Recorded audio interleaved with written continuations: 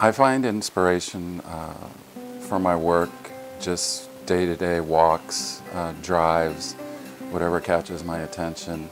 If I see a strong shadow or a strong light, I feel the need to stop and take a photo and go home. I isolate the objects, take away all the background. I think the background is just clutter as far as identifying and isolating the object.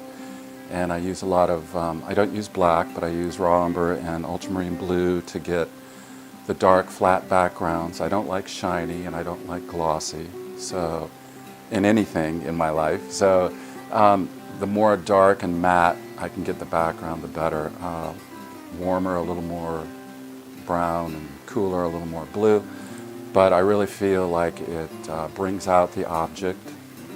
And a lot of the objects, I take away as much information as I possibly can to keep and still be able to reveal that object. And so the object becomes so simple, I need that really, really flat background to bring out whatever is left. And I enjoy playing with the dramatic darks and lights and the contrast. And I think most of the objects are very simple everyday things that people probably don't pay much attention to. And so to make them kind of lonely or sad or dramatic, I think it draws the viewer in to look at this object a little bit more than they would. Yeah, I mean, no.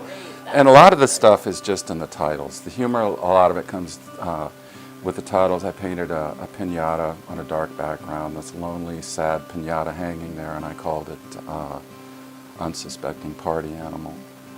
So the Volkswagen turned over is actually reminiscent of being in high school. My friends, we went in together and bought a Volkswagen and overturned it in the parking lot at high school on a rainy day, and had to climb out the door.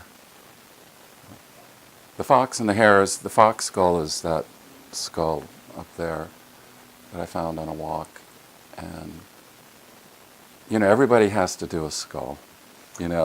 Every artist paints a skull, every artist paints a crow. So I was thinking about painting a crow on a skull.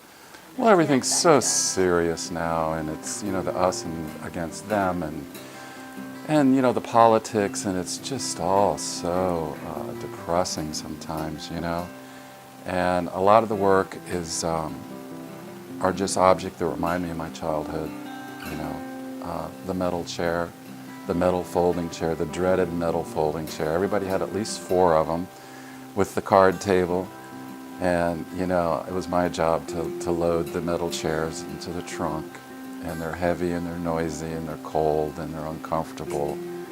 And just to paint one, it just seemed kind of evocative, like why is there just one empty chair? Usually there should be 4 or a stack or...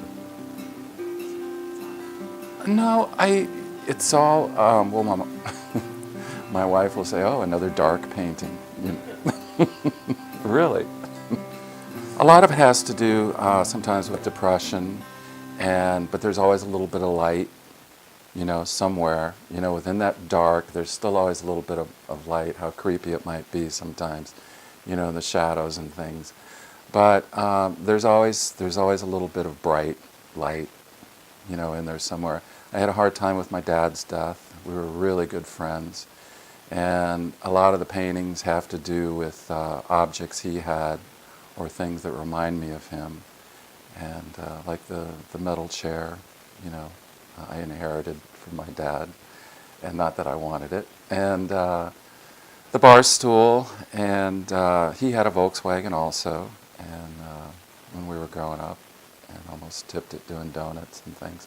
So a lot of it has to do with my memories of him, and a little bit of depression about it. But I'm thinking about happy stuff now, and the sadness is starting to go away. But it was great for painting. It gave me a lot of inspiration to get back in the studio and do stuff.